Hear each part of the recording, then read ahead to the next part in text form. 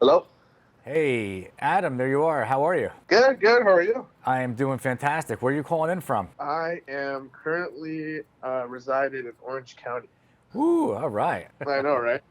Listen, it Over. sounds like you have a cybersecurity question. Thanks for calling into the show. Tell me what's happening. How can I help you?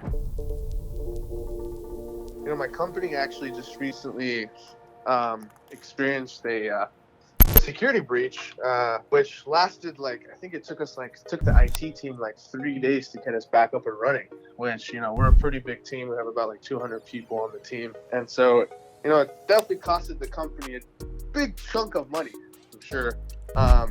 Upwards of in the millions. And so in terms of just the downtime that we experienced, and a lot of our sites and jobs were disabled for 3 days, which is insane.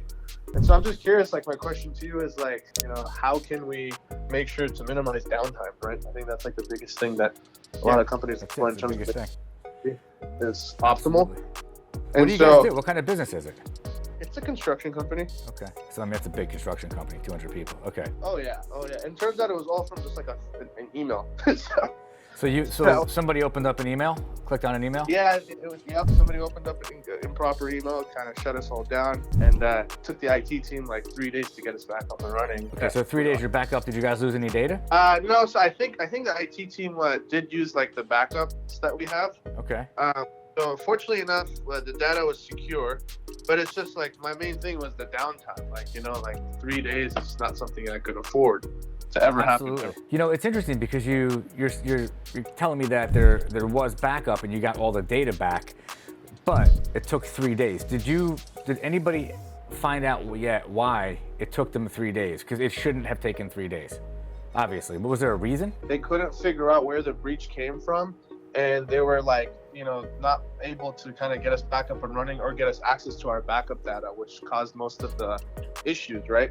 And so it seemed that just the backup data that we had wasn't as accessible in any given moment. So there's 5 or 6 things that come to mind. First of all, with 200 employees, yeah, there's a few people. Obviously, you have a small IT team, and it's possible that IT team, that they're not experts in disaster recovery and business continuity and cybersecurity, and it wouldn't be unusual, right? Because they're IT people. But what's happening now in the market is that IT people are also being asked to be security people, and they're not the same thing. Security is security, IT is IT, and yes, then there's the overlap. So it sounds like they tried to isolate it and then to restore it in the time that it took was 3 days. How do you avoid that in the future? You avoid it in the future by having a backup plan, a restore plan that's actually tested. This is a scenario that it possibly could happen again, and it happens to a lot of companies, right? So what is the time, the return to operation that's acceptable? So maybe it's 4 hours, maybe it's 8 hours. It's probably reasonable, the company your size with that kind of breach, to be up and running the same day. So if that is your expectation, if that's your goal, what's in place to make that happen? And it sounds like you also should have a security thought leader. You should have some expert, even if it's not in-house, even if it's somebody who's outsourced, who comes in to say, look, here's what we can do in the future to avoid this happening. And they do an audit, they do a forensic kind of study on to look at what happened and to see what you guys can do better in the future. But you definitely have to decide how long you want the process to take, because that's going to determine the budget. And once you determine that, let's say it's 8 hours, you want to be up and running in 1 day or less, that budget is going to lead you to all sorts of solutions and all sorts of possibilities. That's really a management, it's an ownership decision, and that's where it starts. Beyond that, it just trickles down to execution, Yeah, no, I definitely saw a lot of gaps in our execution for sure when this all went down. I'll tell you that. That's for yeah. sure.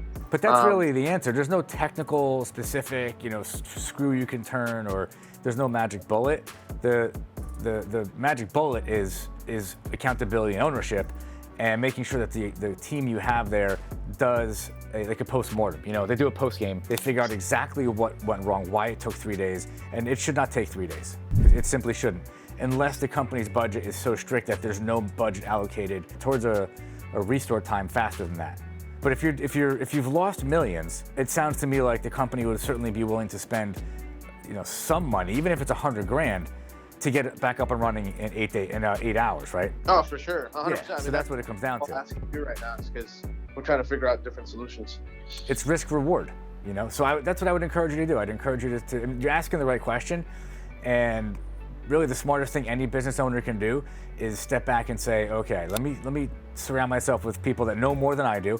I'm an expert in construction, but I'm not an expert in IT, and my IT guys aren't experts in security, so let me ask somebody who's an expert in security what you should do.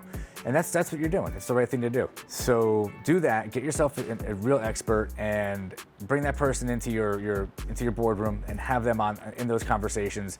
And don't be afraid to really integrate them with your IT people and have them work together. You know, check the egos at the door kind of thing, have them work together and say, look, this isn't acceptable. We can't have this happening going forward. And when you do that, you're gonna get the results you want. Okay. All right. So you recommend getting like a third eye view basically from an outside 100%. Yeah, 100%. Okay. The thing is, you need a plan, you need communications, and somebody has to be held accountable as a leader. Makes sense. So listen, thank you so much for calling. I'm jealous that you're out in California in that beautiful weather. If you ever have a question, feel free to call in again. Appreciate it, man. All right, thank you. Well, have a good rest of the day. Be safe. You too, thanks. Take care. See you. Bye.